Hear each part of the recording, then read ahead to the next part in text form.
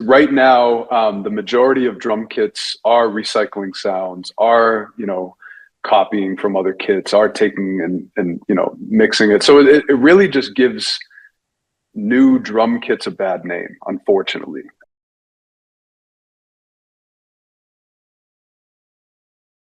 Let's be honest, you're not gonna find these videos anywhere else. Why? Because I make them. So it would really help me out if you subscribe. If you've already subscribed, what also really helps is if you like the video and leave a comment. It's hard in the era of clickbait videos on YouTube and negativity in the producer community, and I appreciate your support. Thank you so much. Nowadays, there's just such an abundance of samples available. Like, producers are making drum sounds for other producers. Producers are making loops. In terms of royalty-free content, it's plentiful. But when I first, was starting, like, the way we used to do it was we used to, on Saturdays when we didn't have school, we'd go to the record stores and we would, we would scoop up vinyl records, and I had a turntable. So anytime I heard a little sound I liked, or a drum that I liked, or a melody loop that I liked, or like a one shot that I liked, I would just put down the needle and sample it, and then load it and cool edit and chop it up and everything, or, and then later on I had the MPC. And so it was a matter of, chopping up records and that sort of thing. And, the only thing with that is, you run into clearance issues and things like that. But nowadays, it's just so plentiful. Producers providing samples for other producers and that sort of thing. So I think that was one way it was different. Also, back then the sound was different. It was more boom bap oriented, and the sound, the bounce is just a little bit different nowadays. Yeah, I wonder, do you ever feel this way? Given that we both come from, record stores and sampling and scarcity of good sounds, I'm ecstatic when I get a sample pack from another producer and they only want, 15, 20%, and it's sample clearance guaranteed. It's really easy, because when we're sampling old records owned by labels and major publishers, it's a pain in the ass. We're losing our publishing. We're losing a big piece of our royalties. I feel like producers nowadays are taking for granted how easy it is, and how abundant samples are that are hassle-free, to the point where, these conversations about, do loop makers deserve a split, or, that kind of stuff is just something so foreign to me, because where I'm from, the era I'm from, this would have been a godsend. I would have loved giving up 20% rather than throwing my fate to the wind and maybe losing all of my publishing and having the lawyers mad at me because there's a sample in the beat that I just got placed. Absolutely. It's such a different time nowadays, because, back then, we were really doing it. I mean, at least I can speak for myself. We were doing it under the radar a lot of times, because if you weren't in that position where you had those connections, or you didn't have the name or the budget to clear a sample, you used to, chop it up and try to get away with it. And nowadays we just don't really have to do that. Like, you can literally open up your email and, another producer could send you a loop pack, and, you could work out a split or something like that for the loop. So it's a different game nowadays. It's a whole different game nowadays. But even still, like, I will say that one thing producers should definitely watch out for is, if you're building a relationship with an artist and you use another producer's loop that they sent to you, definitely be aware of how much that loop maker would expect to receive for that, because you want to make sure you don't get yourself into a funny situation where the artist used a beat that you used a loop on, and it's not cleared. You know what I mean? So you definitely want to make sure that the business is good with the loop maker too. So when it's royalty free, it's very easy. And in that sense, you can just use it and you don't have to clear it. But if another producer sends you loops, just be aware of the type of business that they do, and make sure you guys can come to an agreement. Yeah, I don't want to derail the conversation and get into that because that's a whole can of worms. Yeah. I recall you getting some placements early on, and I believe one of them was with G Unit. Is that correct? Tell me about that. Yeah. Yeah. I can't remember when that was. I think that was back when I was living in New York. My management at the time, it wasn't the same guy that we worked with together, but my management at the time, he had a relationship with G Unit. So actually a bunch of G Unit people did tracks over my beats. Only one or two of them got released as far as I know. And it was this record with, what was his name? I think his name was Spider Loke. I think he was actually 50 Cent's bodyguard or something like that. So that record got released, and I have a bunch of demos from other members that didn't get released. But my first placement, I think, was back in 2004, and I was in college at the time, and I got a placement with Royce the 5'9", and that was like pretty much my first moment where I was like, okay, this is for real. This is happening. My career's starting to take off. So that was kind of the beginning for me. Which Royce the 5'9" project was that on? So it was actually an artist that I had been working with. It was an independent artist who Royce the 5'9" was featured on his track. And it wasn't on one of Royce's projects, but it was on the artist I was working with's project. So it was a feature. Okay, got you. So when you first started really pursuing music as a career, how did you think your career was going to look? Did it look like the career that you're living right now, or has your music career trajectory changed with time? Man, I would say it's very, very different. When I first was coming up, my goal was just to get my music out there, produce for the biggest artists in the world, and just grind and be the guy behind the scenes, be the producer behind the scenes. And to an extent, I've done that. I've got to work with some huge artists. I've gotten the gold, the platinum records.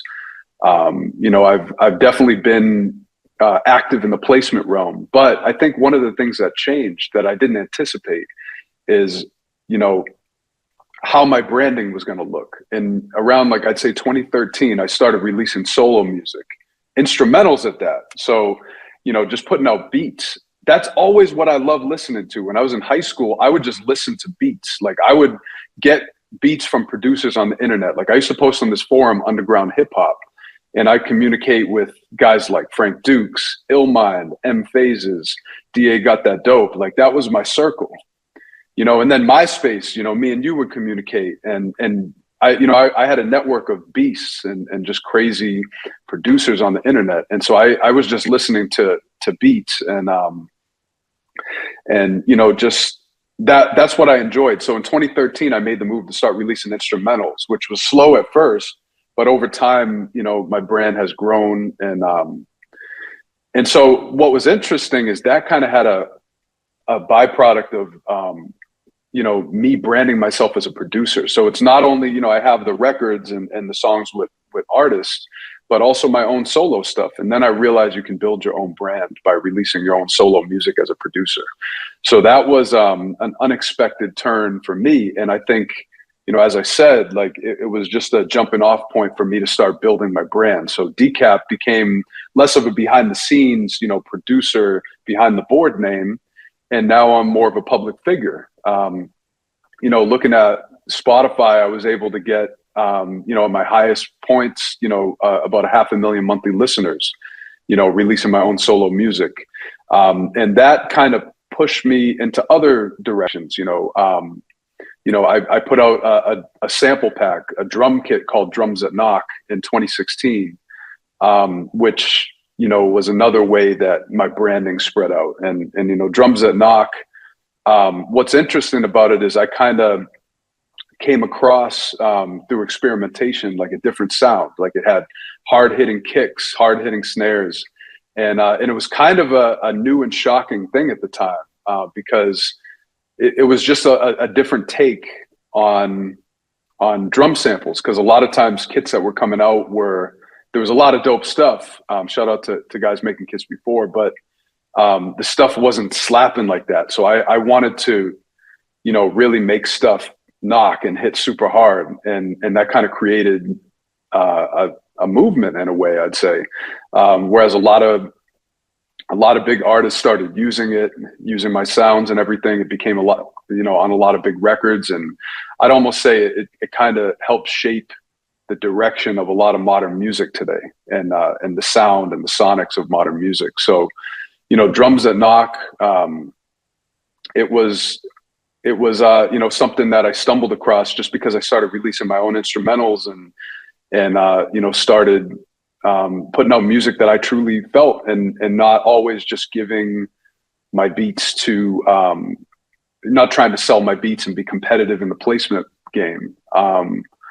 So it was it was a total unexpected turn, but, you know, probably better than I could have even imagined. And that led me into being a plugin developer. I just released my first plugin, Knock, late last year. So it was it's been a journey, man, and I just keep riding the wave and seeing where it all takes me. Yeah, I was gonna say, you know, because I had been releasing drum kits for a while, and certainly no kit that I had heard was saturated and hard and processed to the point that yours were. And I think there was this narrative out there that, you know, drum kits shouldn't sound that way. You want raw drums. You want to give that control to the producer. But realistically, most producers, we just wanted those kicks to sound that way anyway.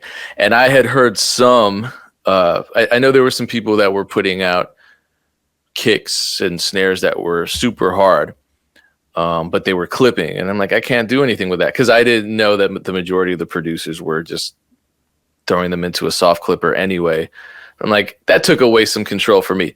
When I heard Drums That Knock Volume 1, I was like, damn, these drums are hard, but I bet you they're clipping. And I had to actually open them up and see that, no, they weren't clipping.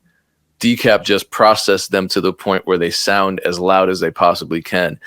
I don't have to do anything to them. They already sound exactly how I want them to sound in the mix. Did you get backlash for that initially? Were there people who didn't like you challenging the sort of sonic traditions of drum packs? Oh yeah, man. I mean, in the beginning, it was very polarizing. I'd say more people were on board, and more people were down with it. But there was always a few people saying like, "Oh, you can't make drums sound like that." And, you know, it's always funny because when you break the mold, or when you do something that's not status quo, you're always going to have people that want to have something to say about it and tell you that's wrong. You can't do that. You can't, you know, you can't make your sound saturated. You just can't do that. But, you know, the thing is, anything worth doing, you're going to make people mad. So don't be afraid to make people mad. You know, whatever it is that you listening do, you know, always challenge the status quo if the time is right. If you're inspired by something and it's not exactly what's hot or what's in or what's cool, you could be the one to create a new sound. Like, you know, Drums That Knock, you know, it was just what I like to hear. It was that saturated, like hard hitting, punchy drum sounds. And, you know, I built a whole business off of it. And not only that, but because of that, I helped form a small community which created their own genre out of it, and it became Future Knock. And you know, that's a recognized EDM genre now. So it's I would have never thought that this would happen. It's just something that I'm inspired by, and something that moved me, and you know, and I just didn't care about the haters. Yeah, and just to balance, you know, my question out, I've seen you getting a lot of publicity. What major publication was it that covered you as one of the producers who has their own unique sound? I believe, I think it was This Song Is Sick. Okay. It was either This Song Is Sick or EDM.com. I could be wrong. It was one of those two. But there is an article that was written about, you know, me being one of the top 20 producers that have their own sound or something like that. And they did recognize Future Knock as a genre, as you know, one of the top EDM genres too. I think in 2 separate articles or something like that. Yep, you're right. You're right. It's from This Song Is Sick. And the article's title is 20 Cutting Edge Producers Who Really Don't Sound Like Anyone Else. I mean, that's a huge distinction, especially I think in this era where you can download templates, you can download the exact drum packs that top producers are using, you know, and it's tempting. I don't think there's anything wrong with the new producer, you know, trying to copy styles from their favorite producers just to learn how to do it. I think we've all done that. I certainly did. But there are so many producers now, so many producers, and the technology is so accessible. It's almost as if that's one of the highest honors you can receive, publicity for standing out. So, you know, I think that speaks well of you. At some point, let's rewind. So at some point in your life, many years ago, you went all in with music. I don't know what your job history was like. I don't know where you were in your life when this happened, but there was some moment that made you put all your faith into your music and quit whatever jobs you had. What was that moment? You know, it was interesting. I think that I always, since I was a kid, I had it in my mind that this is what I want to do. I remember in 9th grade, when I was in junior high, we had some assignment that was basically us figuring out what we wanted to do. And I didn't know in that moment I wanted to be a producer, because that's when I was still rapping and with my rap group and everything, and, you know, just getting into the beats. But, you know, at first I was like, I think I want to be a DJ. And, you know, and that later that year was, I want to be a producer. But, you know, when you're young, you don't really have that confidence that you can go all the way. It's like a discovery process. So I had jobs. My first job, I worked at Arby's when I was 15 years old. Then I worked at Office Max. And you went from we have the meats to we have the beats. Sorry, I had that joke was so bad it broke Decap's Wi-Fi connection. Hopefully we get him back. Shit. Oh no, we're back. Can you guys hear me? It wasn't that bad. Okay. Yep, we got you. So from the meats to the beats, you know, I basically, you know, just did a bunch of jobs. We back? Yeah, it's a little glitchy right now. Okay, my bad. What's that DJ Penguin with the dad jokes? Yeah, I get all the benefits of being a dad minus, you know, the whole kid thing. Yeah, you know, basically I did a bunch of odd jobs, and you know, but production was where my heart was at. Beats, music was where my heart was at. So you know, it just was a natural transition. But you know, in the beginning, it's real hard when you're first starting out how to make ends meet. So it took me years to figure out the game. It took me a long time to, you know, figure out where the money was going to come from. I, you know, moved from selling beats independently to licensing music to TV shows and that sort of thing. You know, it took me a long time to really get a hold of it. But I took the mindset, or I took the personal approach, I'm going to give everything up and do this. I don't think that's necessarily the best approach for everyone. I always recommend, you know, if you're a producer, there's nothing wrong with having a day job, nothing wrong with not having a 9 to 5 or whatever that is, starting another business. It is hard to figure it out, especially when we came up early in the game. It was very difficult to make shit work. The internet wasn't as established as it is today. Nowadays, there's so many outlets. But, you know, I just had a determination. I was dedicated to learning about being an entrepreneur. And, you know, it was a lot of dedication, a lot of hard work. And I think I was just built for it naturally. I think those of us doing this, you know it if you have an entrepreneur bone in your body. And, you know, you'll do whatever it takes to make it work. That's what it took me, you know, and your path is going to look different from mine. Whatever it is that inspires you, just keep going with it. And don't be afraid to get a job. Don't be afraid to start a second business, whatever that looks like. You know, I did it a certain way, and you know, Payne did it a certain way. We all, you know, have our own way of doing it. And, you know, don't make it difficult for yourself. Yeah. I definitely dropped everything and was determined to make it work on my terms. So I think the end result was it worked. So I think that's key. You said something key. Do you think it's necessary to have an entrepreneurial spirit when pursuing music as a career? Because you certainly did. I think a lot of musicians, a lot of beat makers, a lot of rappers have more of an artistic vision and they ignore the entrepreneurial side. I'm sure you've seen people take that approach compared to the approach that you took. What have you witnessed? yeah, that is a good question. And the honest answer is I don't know, because we all see things through our own lens, and for me, I don't know what I would have done if I didn't have any entrepreneurial ambition and learning about what it takes to be an entrepreneur.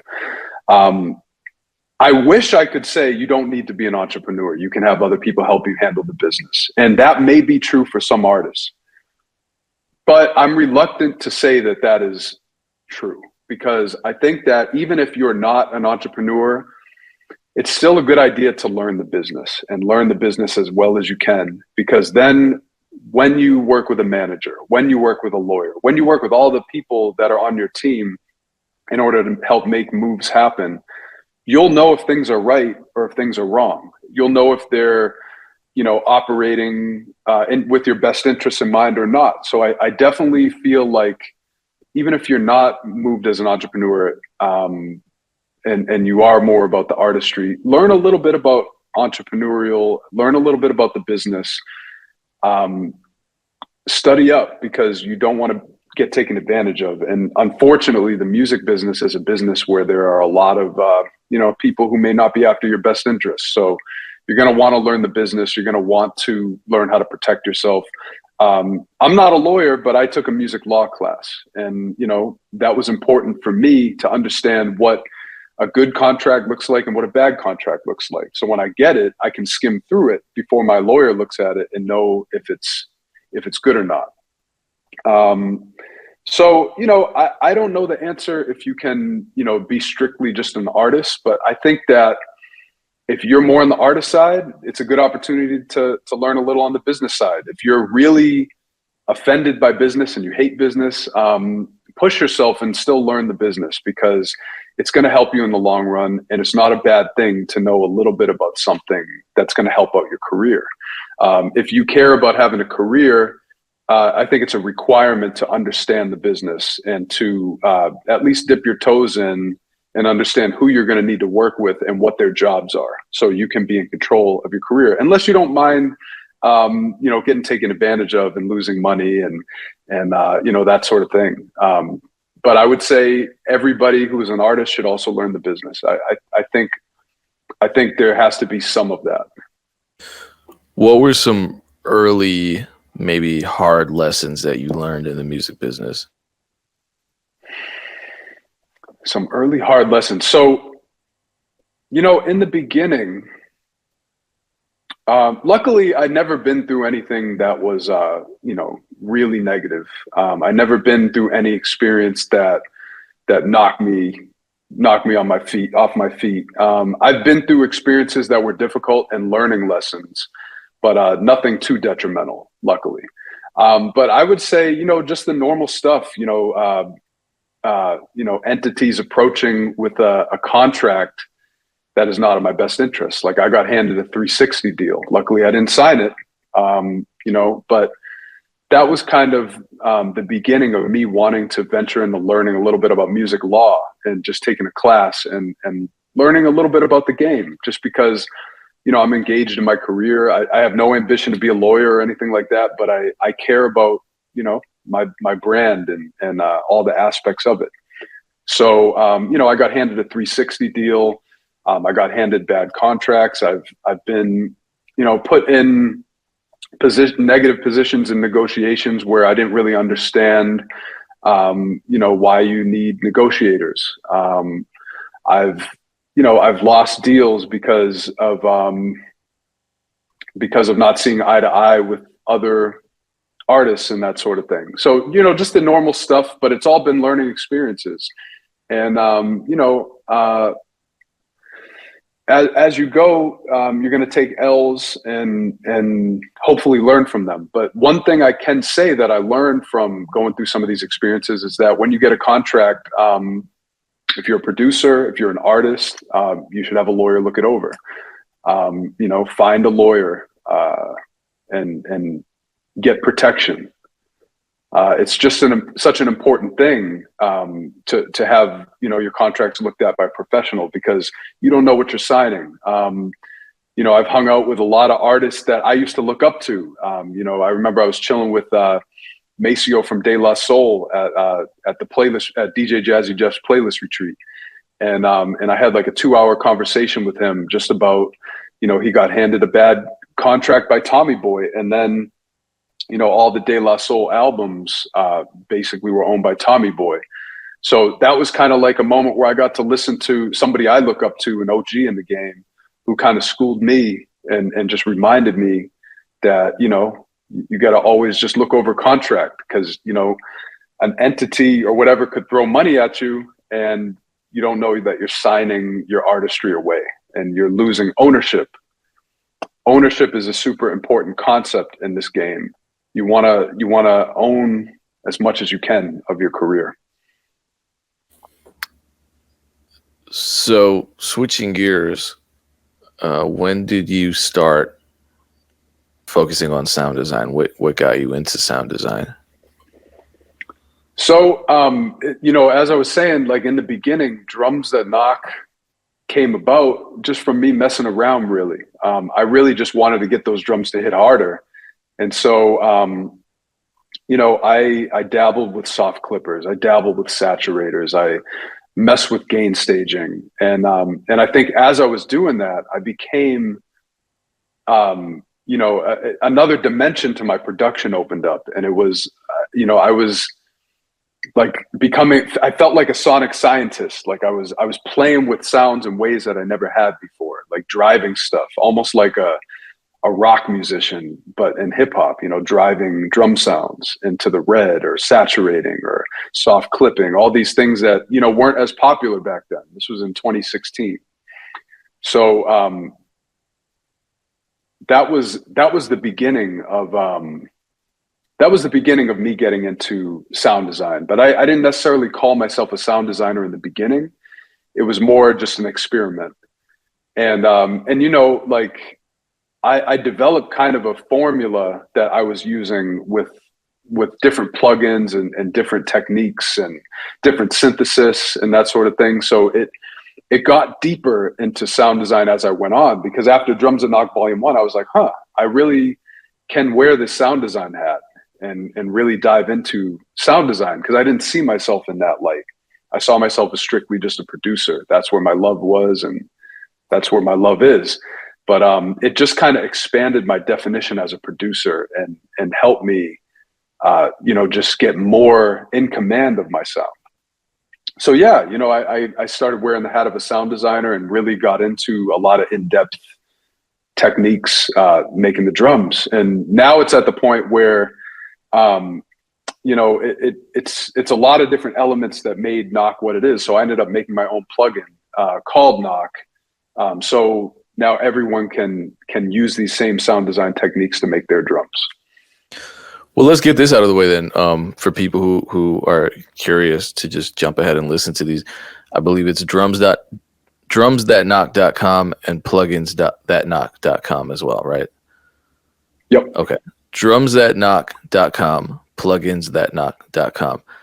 Super easy to remember. So visit those for the Drums That Knock or the Plugins That Knock. You can also, I think a lot of people were saying that they were finding Drums That Knock on Splice too. So I believe when you drop a drum kit, it appears on your site before it hits Splice, though, I think, right?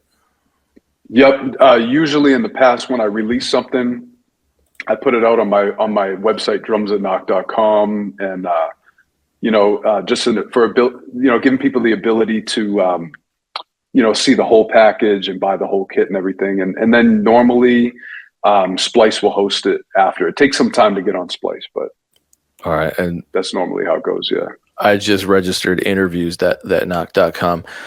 So let's talk about your drum kits. I know you use a lot of field recordings, and I know you use synthesis. I forget. I saw a video that you put out, I think, where you were just showing what synths you use to shape your kicks. Yeah, You're giving away a lot of information. Yeah. You know, it really depends. I think, you know, essentially a kick, the basic sound of a kick drum is a sine wave, which is basically the construction of every sound in the world. So if you know how to manipulate a sine wave, which could be just in your DAW as an audio file or on your synthesizer, you can make a kick. And all a kick is a pitch envelope and a sine wave together. And if you do it right, you have a kick sound. So it's not really about what synth you use. It's just a matter of learning your synth. And if you learn, you know, something like kick synthesis, it's actually it's even easier than making most other sounds. So at that point, it's just about getting it to sound the way you want it to. And then it's, you know, synthesis, it's the effects you add. And, you know, my plugin Knock, if you learn some kick synthesis with pitch envelopes, which I talk a little bit about this on my YouTube channel, you know, and you you pair it up with something like Knock, you can really make amazing kick drums, or any kind of drums, really. That was my first thought when I got the Knock plugin. I'm like, oh, I'm going to use this on my drum kits. So there's this is why I love this conversation, because there's this narrative in the producer community that no drum kit is original. And it's actually kind of blows my mind how widespread this narrative is. I hear people say all the time, I'm not paying for drum kits because they're all full of recycled or stolen sounds. I reject this narrative because I always think of sound designers like you, or, you know, Simon Servita, you know, all these people that I know for a fact are using synthesis, using field recordings, using all kinds of techniques. Never just going, you know, to the top drum kit, extracting their favorite drums, repackaging them, reselling them. Is originality a problem in the sound design community, and what does the idea of originality mean for the Decap and the Drums That Knock brand? Oh man, I'm really glad you asked that. Yes, right now, the majority of drum kits are recycling sounds, are, you know, copying from other kits, are taking and you know, mixing it. So it really just gives new drum kits a bad name, unfortunately. With the kits that I do, they're extremely time consuming, and they take a lot of work. So to make your own sounds, it is not easy. I'm not going to sit here and say that it's easy. It takes a lot of work. It takes a lot of effort. You have to really treat every sound as its own creation. You have to pick the best of the best that you create. So the idea that no drum kit is original, it's probably true for the majority of kits, but when you look at people who make their own sounds, like myself and a lot of others, you know, it's really an art form, and every sound really is original. Every sound really does take a lot of work and crafting. So when I make my sounds, I won't release it until it's at that point. That's why I only release a kit, you know, every year, every 2 years, especially lately, because I put a lot of stuff out there. So if I'm going to do another one, I got to make sure that it brings something new to the game. It brings a new sonic to the music world. If it doesn't do that, I'm not interested in putting it out, because I don't want to make a drum kit that's like everyone else's. It has to be different. It has to be new. It has to be something that I stand behind. And every sound is made from scratch. Every sound is made with love and care. So you know, to me, all this really matters. And I think now there are creators who are understanding that and taking their time and trying to contribute something new to the game. Because let's be real, we really don't need another kit that just literally copies people's favorite trap sounds. It's already out there and it's everywhere. Do something different. If you want to get into the drum kit game, you know, go to my YouTube, go to some other producers' YouTubes and learn synthesis, learn sound design. get some new plugins to shape your sounds differently. You know, take your chances on a new sound. These are all things that will help you stand out in a world where people think there are no new drum kits. It's a false narrative because there are producers out there who work their ass off to make something unique and different. Yeah, and I feel like the goal is always to not copy the Zay 808. It's to create the next Zay 808. You know, the next chop snare, the next sound that everybody just loves. Because there's a reason those sounds are widespread in their usage. It's because they're just appealing and versatile and sonically good. So, you know. And can I drop one more thing about that too? Like I like that you said, you know, we don't need another Zaytoven 808. We don't need another Young Chop snare. Those are already classics. But one thing that I do to challenge myself is I say, okay, can I recreate the Zay 808 from scratch? Can I recreate the chop snare from scratch? And, you know, of course, a sound is a one of one. You know, when you make a sound, it's very hard to recreate that sound. But in doing that, you'll learn so much about sound design. You know, that's one of the exercises that I do to stay on my game. If I hear a sound, I'm like, ooh, that's a dope sound. I do try to recreate it. Because in doing that, you're going to learn new processes that will be keys to getting your own sound. I do that with production too. Like when I first started, especially, you know, I came up on Primo, Pete Rock, you know, l.dre, Timbaland, and I would try to copy what they did. And, you know, through that, I learned my own techniques, which, you know, then become your own over time when you combine from all your influences. Were you successful at creating the chop snare? You know, I was able to get kind of close in, you know, I'd say in my own way, but I've definitely not been able to recreate a one of one of any of those snares. But, you know, in doing that, you know, if someone were to hear it, they'd be like, oh, that sounds like the chop snare. But it's, you know, it's a very specific thing. And you know, it's very, very hard to recreate snares exactly. Yeah, I wonder if the original creator of that, who works for ImageLine or whoever it was, has that original setting somewhere. So your kits have consistently been the most downloaded kits on the Splice platform. What do you attribute that level of success to? So, you know, in terms of Splice, I've been working with Splice for a long time, and you know, it's been one of the longest lasting #1 kits. So I really don't know. I think in making the sound, when I make my kits, when I make drums that knock, the secret sauce is I'm really making them for myself. Like I make those sounds because I need new sounds for my music.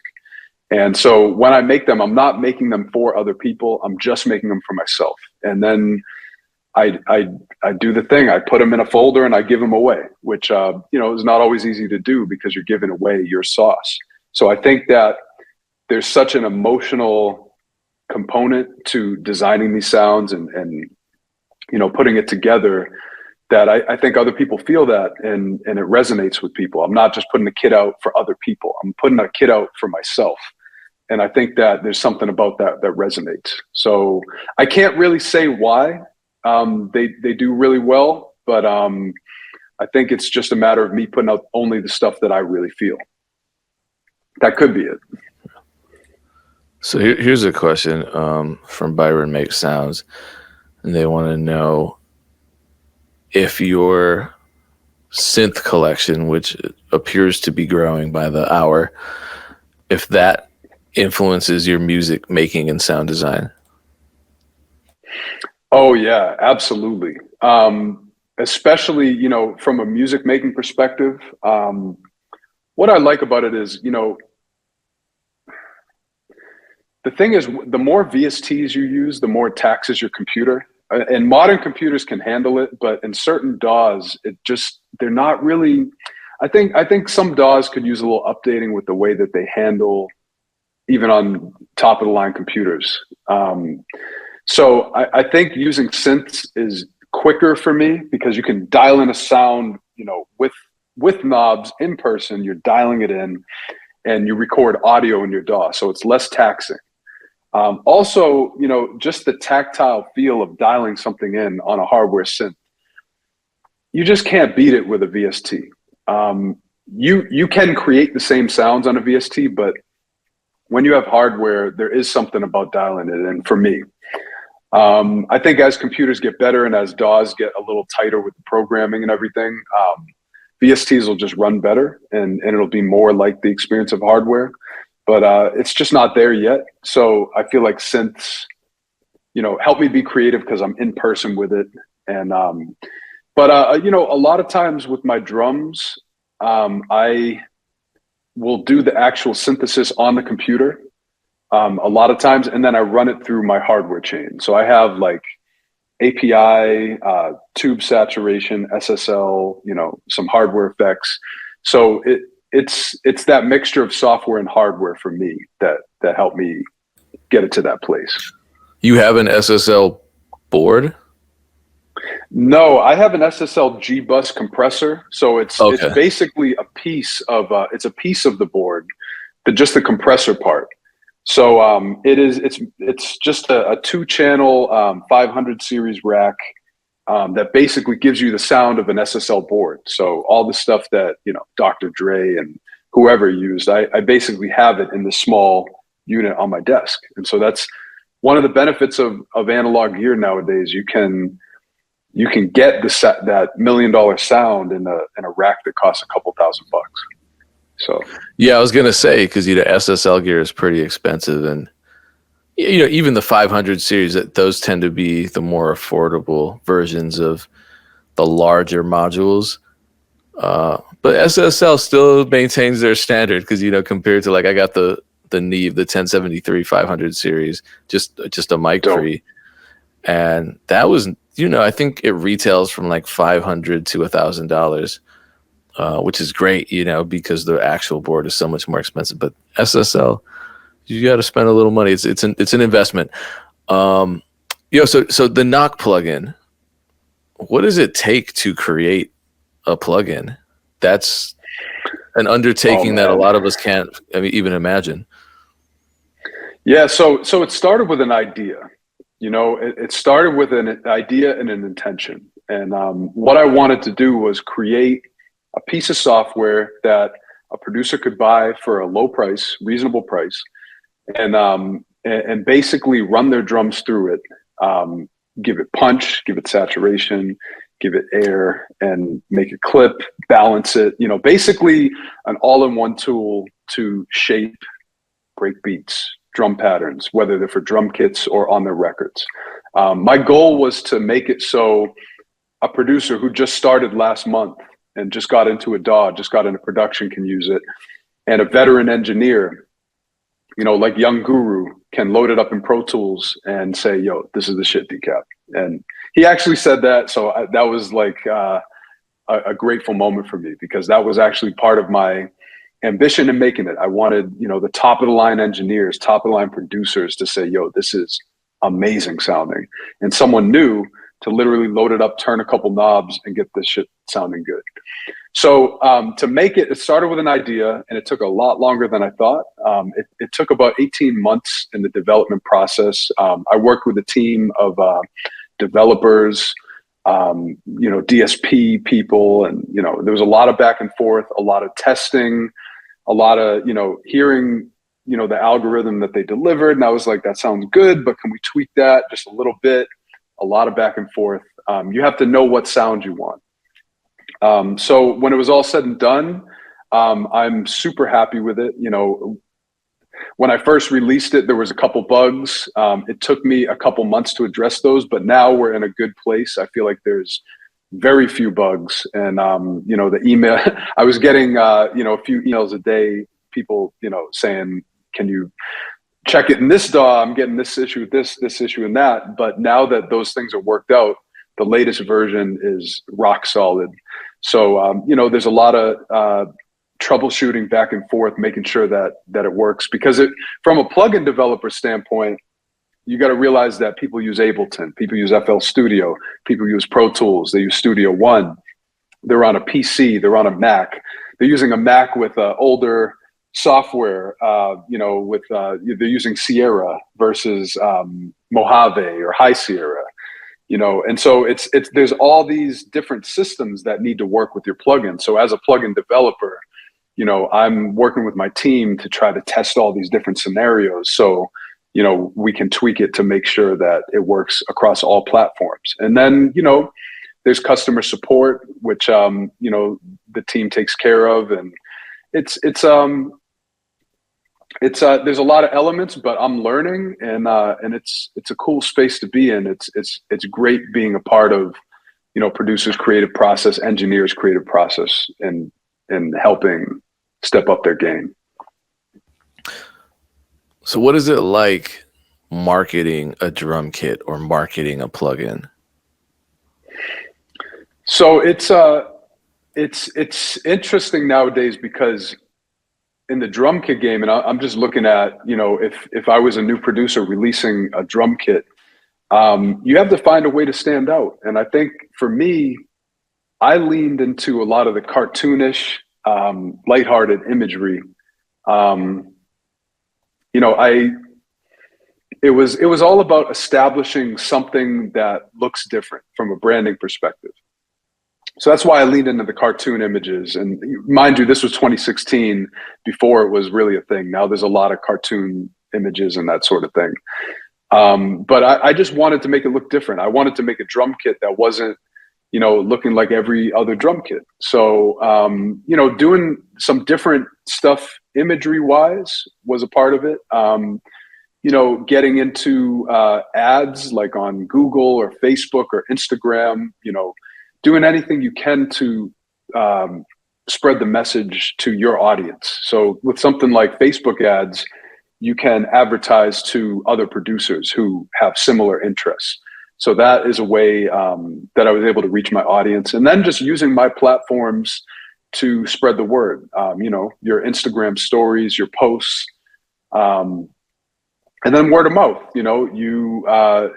If you're friends with a bunch of dope producers, you send them your kit. Try this out, and if you like it, spread the word.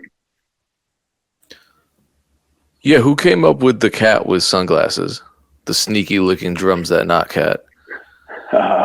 That was my idea. I came up with the idea for the characters, and the artist. Shout out to Kiefer Buckles, a dope independent artist, and he basically did all the drawings for all the Drums That Knock early stuff.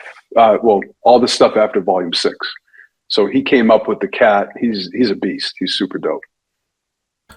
So with Drums That Knock, and you said this about watching your tweets every now and then. I think once it was Grammy night, and you were like, "Yep, all these Grammy winning projects they have my drum kits all over them."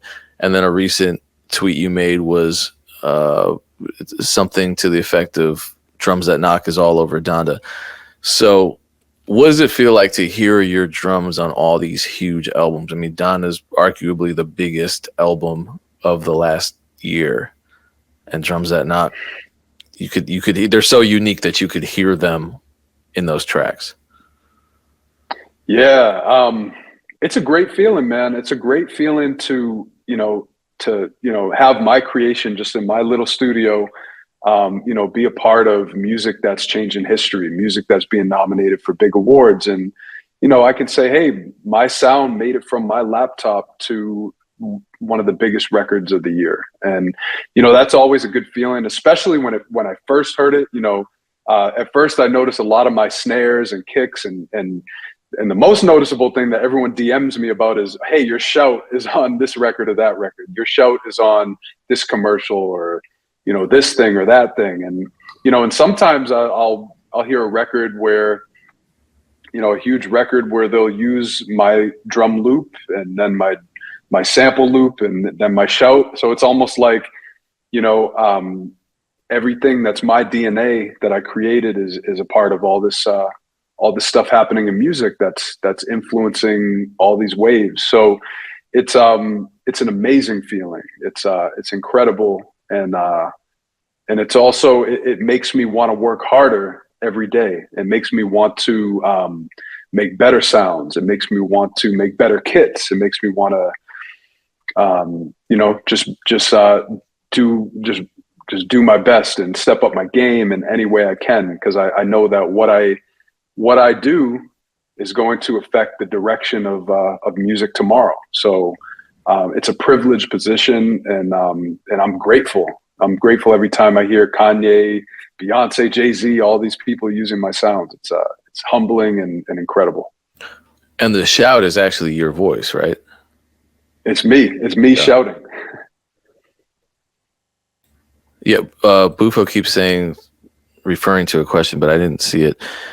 But there is a question that I did want to ask, and someone else asked it as well, which is, does he see any royalties from having drums in these big projects? And I think that's an important question, because a lot of people, they'll ask me, hey, do I have to clear a snare drum, or do I have to, what if I use someone else's hi-hat in my beat? So how does that work? Well, the best part about Drums and Knock from a producer perspective is I made the call that every sound, every loop, everything, every shout, everything that I put in Drums and Knock is 100% royalty free. So that was a call that I decided to make in the beginning. I decided that I'm going to focus on having the best drum kit of all time, and the sales from the drum kit to put the money in my pocket, instead of asking for royalties, which would slow down the process and make it more prohibitive for artists to use these sounds. So I made the decision that it was going to be 100% royalty free, and Drums and Knock has become a huge business for me. And I'm not in a position where I need to do deals for every snare that is used. So no, I don't see royalties from it, but you have complete freedom to use every sound, every loop to your heart's desire. Load it up on BeatStars, sell that beat, get a huge placement with it, multi-platinum, diamond, and you don't even have to do any royalty splits or anything like that. Okay, I'm going to dig up this. I guess it's this question. I think it's a tough question to answer based on us not necessarily knowing what success means, and that just being one of those words that means something to everybody, means something different for everybody. In your experience, in your opinion, do you think it's possible to be successful as an industry level producer while still maintaining a full-time job? I mean, again, like you just said, it depends on your definition of success. I think that one important thing to do when you're setting your goals, which you should do, if you that's a cheat code. Sit down and set your goals, and be specific. What does success look like to you? Is it a dollar amount? Is it you want to get a shout out from your favorite artist? Is it you just want to make a dope song? Is it you just want the joy of creating and putting out your music? All those are valid forms of success. But you're going to have to define what success means to you. If it's, making $500,000 a year producing, or getting, diamond record, then, you're probably not going to want a full-time job at that point, because you're going to be making enough money from production that you're not going to want to, you're not going to want to be going to work 50 hours a week and producing.